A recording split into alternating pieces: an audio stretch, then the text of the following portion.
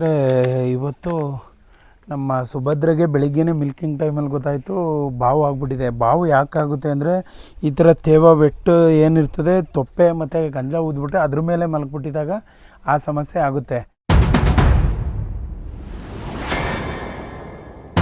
ಸ್ನೇಹಿತರೆ, ಇವತ್ತು ನನ್ನ ಫಾರ್ಮ್ನಲ್ಲಿ ಶಿವಾಸ್ ನ್ಯಾಚುರಲ್ ಫಾರ್ಮಲ್ಲಿ ಏನು ಸುಭದ್ರೆ ಇದ್ದು, ಸುಭದ್ರೆ ಬೆಳಿಗ್ಗೆ ಮಿಲ್ಕಿಂಗ್ ಟೈಮಲ್ಲಿ ಗೊತ್ತಾಯಿತು.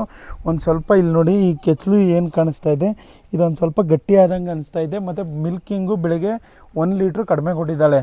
ಏನಕ್ಕೆ ಅಂತ ನೋಡಿದಾಗ ಅದು ಬಾವಾಗಿತ್ತು.